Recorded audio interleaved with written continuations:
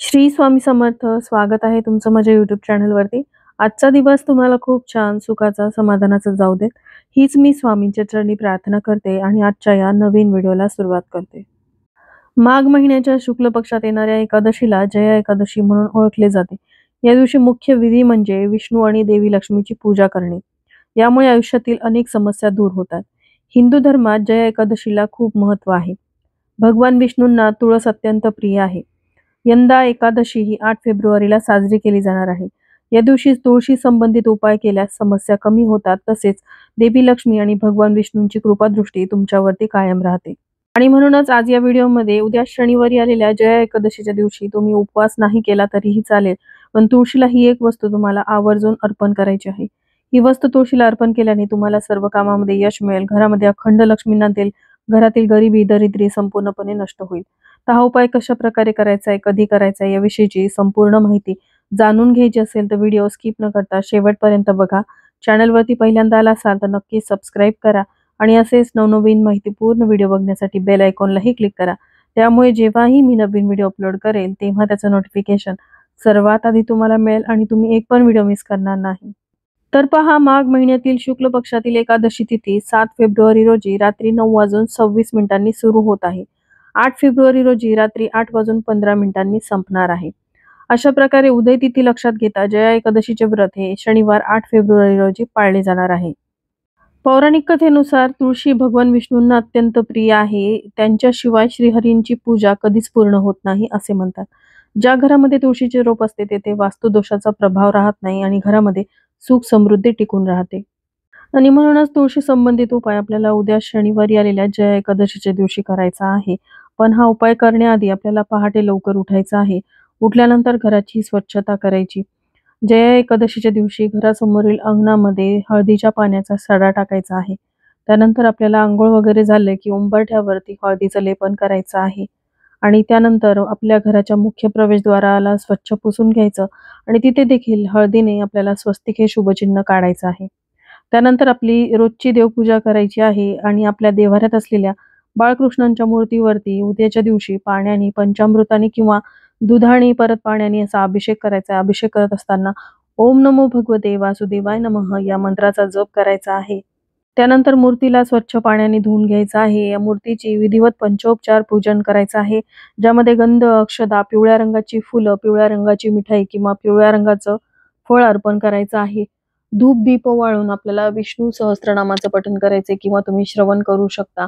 त्यानंतर भगवान विष्णूंची आरती करायची आहे आणि त्यानंतर आपल्याला तुळशीचं उद्याच्या दिवशी पूजन करायचं आहे आणि हा उपाय देखील आपल्याला करायचा आहे. आयुष्यामध्ये असलेल्या अनेक अडचणी, समस्या ह्या एकादशीच्या व्रताने दूर होतात, ज्यामध्ये आपल्याला असलेले प्रखरातील प्रखर पितृदोष जे आहेत ते एकादशीच्या व्रताच्या प्रभावामुळे हळूहळू नष्ट होतात. पण व्रत करणं किंवा उपवास करणं प्रत्येकाला शक्य नाही. त्यामुळे या दिवशी छोटे-छोटे उपाय करूनही आपण आपल्या आयुष्यातील समस्या दूर करू शकतो. जर तुम्हाला आयुष्यामध्ये प्रत्येक कामामध्ये अडचण येत असेल, कोणत्याही कार्याची सुरुवात तुम्ही केली, तर त्यामध्ये सतत तुम्हाला अपयशाचा सामना करावा लागत असेल, तुम्ही खूप कष्ट करून कमवून आणलेला पैसा फार काळ घरामध्ये टिकत नसेल, या ना त्या कारणाने तो खर्च होत असेल. घरामध्ये वास्तुदोष आहेत, नकारात्मकता आहे, त्यामुळे घरामध्ये सतत छोट्या-छोट्या गोष्टीवरून वादविवाद, भांडण, कलह होतात. कोणाशीही कोणाचं पटत नाही. घरामध्ये असलेल्या व्यक्ती वारंवार आजारी पडतात आणि आजारी व्यक्तींच्या उपचारामध्ये तुमच्या घरामध्ये आलेली लक्ष्मी म्हणजेच पैसा निघून जातो.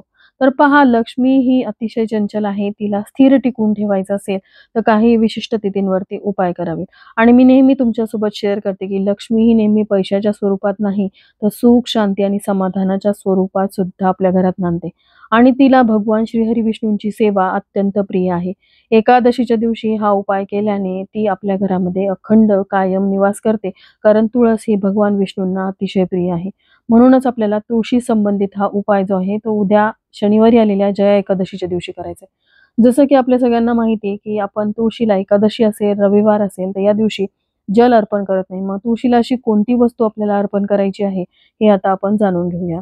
तर पहा, जया एकादशीला आपल्याला तुळशीला चुकूनही पाणी अर्पण करायचं नाही. त्याचबरोबर या दिवशी तुळशीची पानंही तोडायची नाहीत किंवा तुळशीला कोणत्याही प्रकारे नुकसान आपल्याला पोहोचवायचं नाही. या गोष्टी लक्षात ठेवल्याने व्यक्तीच्या आयुष्यामध्ये सकारात्मक घटना घडतात.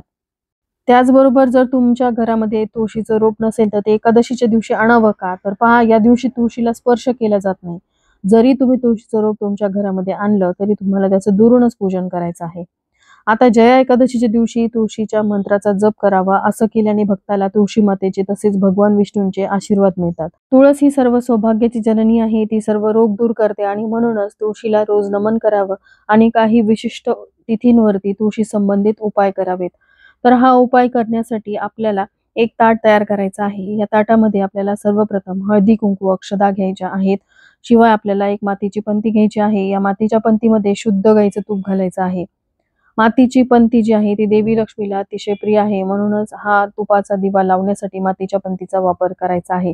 2 वातींची एक वात करून या दिव्यामध्ये घालायची आहे. दिव्याला आपल्याला आसन द्यायचे, त्यासाठी एक छोटीशी प्लेट घ्यायची. त्यावरती अखंड अक्षदा म्हणजेच तांदूळ पसरून घ्यायचे आहेत. त्यावरती हळदी कुंकू अर्पण करायचं. त्यावरती हा दिवा ठेवायचा आहे. धूप घ्यायचा आहे. तुळशीचं निर्जला व्रत असल्याने नैवेद्य घ्यायचा नाही, पण तुळशीला अर्पण करण्यासाठी आपल्याला एक लाल रंगाची चुनरी घ्यायची आहे. सिंदूर घ्यायचा आहे. लाल पिवळ्या रंगाचा धागा, ज्याला कलावा आपण म्हणतो, तो घ्यायचा आहे आणि आपल्याला हे सर्व साहित्य घेऊन तुळशीजवळ जायचं आहे. तुळशीजवळ गेल्यानंतर तुळशीचं आपल्याला दुरूनच विधिवत पूजन करायचं आहे, ज्यामध्ये तुळशीला हळदी, कुंकू, अक्षदा अर्पण करायच्या, धूप, दीप ओवाळायचं आहे. शुद्ध गाईच्या तुपाने आपण जो दिवा घेतला होता त्या तुपाच्या दिव्याने देवी तुळशीला आपल्याला ओवाळायचा आहे आणि त्यानंतर हा दिवा तिथे तुळशीसमोर ठेवायचा आहे. त्यानंतर लाल रंगाची चुनरी जी आहे ती आपल्याला तुळशी मातेला अर्पण करायची आहे. सिंदूर, त्याचबरोबर लाल पिवळ्या रंगाचा धागा जो आपण घेतलेला होता, तो देखील आपल्याला तुळशीसमोर ठेवायचा आहे. तुळशीला या दिवशी आपण स्पर्श करत नाही, पण तुळशीचा मुळाचा भाग जो असतो तिथे आपल्याला हा लाल पिवळ्या रंगाचा धागा जो आहे तो बांधायचा आहे. हा उपाय तुम्ही सकाळपासून ते संध्याकाळपर्यंत कधीही करू शकता. तुमच्या वेळेनुसार करा, फक्त दुपारी हा उपाय करू नका.